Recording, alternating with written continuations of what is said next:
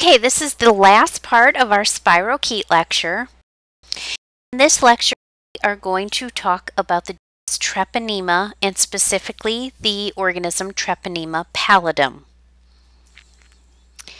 So Treponema pallidum is the causative agent of syphilis, and syphilis has numerous stages of the disease. So there is primary syphilis, where you will get a lesion at the site of entry, and usually this will occur 3 weeks after infection. That lesion will spontaneously heal. Secondary syphilis is next, where an individual will get widespread lesions all over their body, including the palms of the hands and the soles of the feet. Hopefully that's ringing a bell with our Rocky Mountain spotted fever with the rash on the palms of the hands and the soles of the feet. Now, this widespread rash will disappear in about 2 to 4 weeks, and in some individuals at this point will completely cure their infection. It just completely goes away. However, other individuals will then go into a latent syphilis infection, which is completely asymptomatic. In this stage, you can get relapses where you get these widespread lesions, but it can sometimes just be completely asymptomatic. And then from there, some individuals go into tertiary syphilis. And this is usually going to happen 3 to 20 years after being initially infected. So this would be in individuals that didn't realize they were ever infected with Treponema pallidum and never had any type of treatment. So what happens in tertiary syphilis, you can get granulomatous lesions, which are called gummas, in the skin, in the bones, in the organs.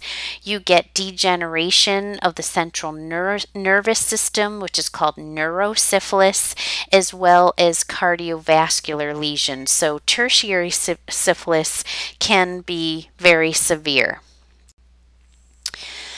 So there's congenital syphilis as well. So this is when individuals are infected with syphilis in utero. So congenital syphilis affects many body systems. It is very severe.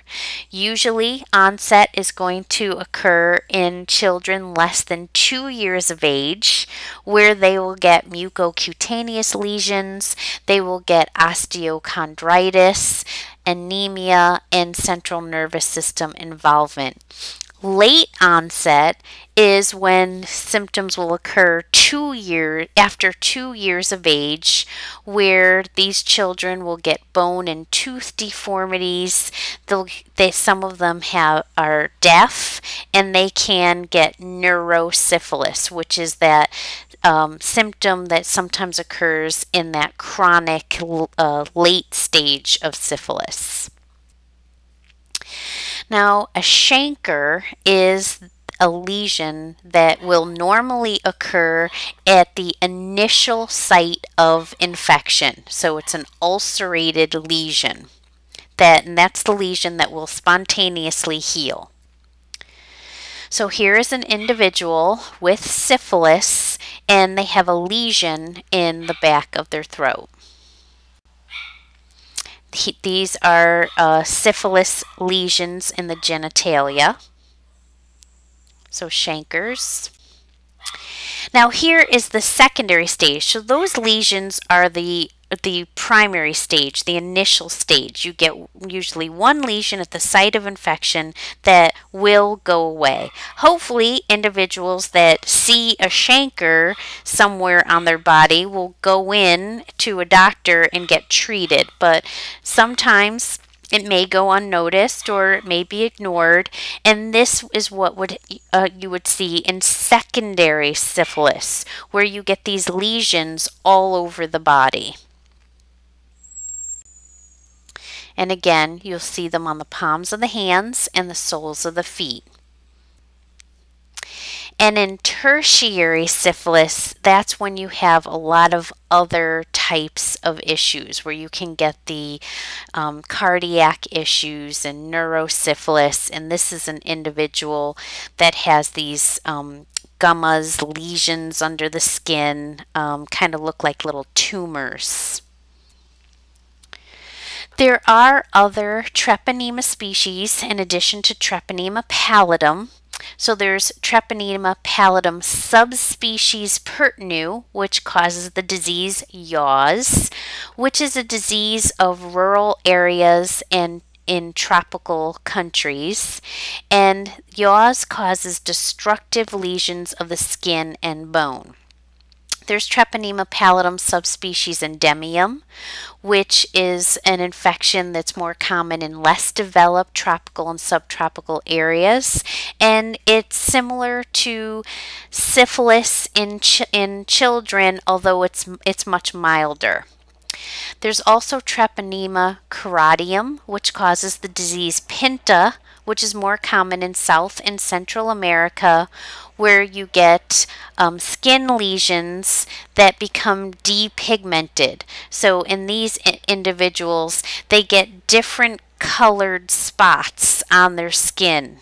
So they have areas of their skin that has pigment and areas of the skin that doesn't have any pigment. So the habitat of Treponema can live in the oral cavity, intestinal genital tract of humans and animals, and transmission, Treponema pallidum, or the cause of syphilis, is a sexually transmitted infection.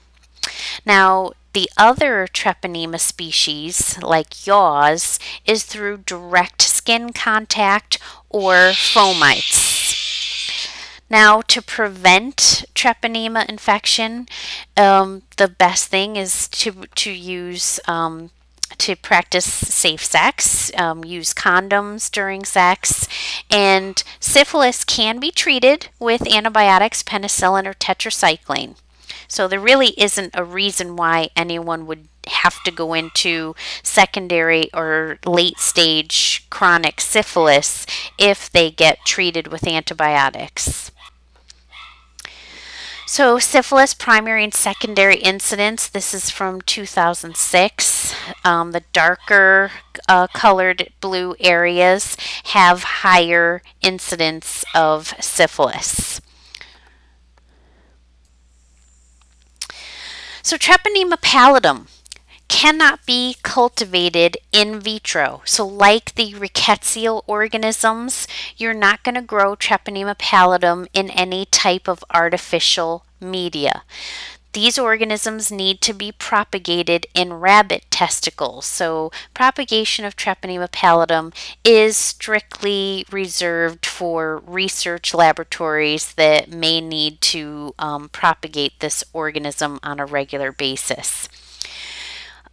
You can use dark field microscopy since they are spirochetes, but that is not a routine diagnostic procedure.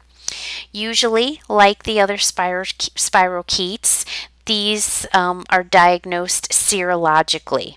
So there are two types of serological based tests that are commonly done to detect treponema. So one is the non-treponemal serologic test, which detects reagent antibodies. And then there's the treponemal serologic test, which detects treponemal antigens. So the non-treponemal tests include VDRL and RPR, and the treponemal test include FTA-ABS and TPPA. So we'll talk about these. So the non-treponemal tests, these detect reagent antibodies, so you're looking for antibodies, and these are screening tests. So this is the first test you're going to do to screen to see if someone might have syphilis. So antigen, the antigen that's in here that you're going to use to try to detect antibodies is a cardiolipin lecithin complex. And again, there are two types of non-treponemal tests. One is the VDRL, which stands for Venereal Disease Research Laboratory.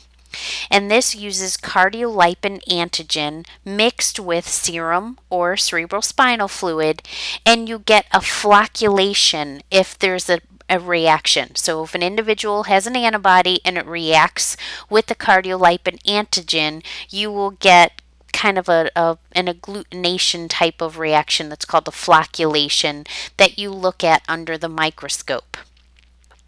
The other type of non-treponemal test is RPR, and this is rapid plasma reagent. This is much more common, and it uses carbon particles that are bound to the cardiolipin. So this is a card-based test that you look at macroscopically. So you just look with your own eyes at the card, and you'll see agglutination if there's an antibody-antigen reaction, which would be a screen test positive. So here's your RPR, where you're going to take patient serum and you're going to mix it with the antigen, this cardiolipin, and you're going to get a clumping reaction if it's positive, which you see over on the left-hand side. This is a positive, and on the right is a negative. Now your treponemal tests are going to detect treponemal antigens. So these are testing for antigens. This is the confirmatory test. So first you're going to do a non-treponemal test as a screening. Any sample that comes up positive in the non-treponemal test is then confirmed using the treponemal tests. And the two treponemal tests are fluorescent treponemal antibody absorption, or FTA-ABS, or the TP treponema pallidum antigen test, which uses gelatin particles sensitized with your treponema pallidum antigens. So with the FTA-ABS, patient serum is absorbed with a non-pathogenic treponeme. And this is going to remove any non-specific antibodies that might be present. The serum is then placed on a slide that has the Treponema pallidum nickel strain organisms that are fixed to it. So antibodies in the serum are going to react with the Treponema pallidum organism that's affixed to the slide. So any unbound antibodies are going to be removed through a washing step. Now any antibody that actually is present and bound, it will be detected through a fluorescein labeled anti-human globulin stain, and you look at fluorescence. So for this slide, it's showing the organism, the disease, and the vector. So you really need to memorize this slide. This is very important. And you need to memorize this for your rickettsial organisms as well. What's the organism, what disease do they cause, and what is the vector? What's also important in this lecture is the Treponema pallidum tests. So knowing the difference between the screening test and the confirmatory test, and knowing which one is screening and which one is a confirmation test. So those are the things you really want to focus on. You want to memorize, you want to be making your charts, you want to be studying as you move forward week to week. So this ends our spirochete lecture.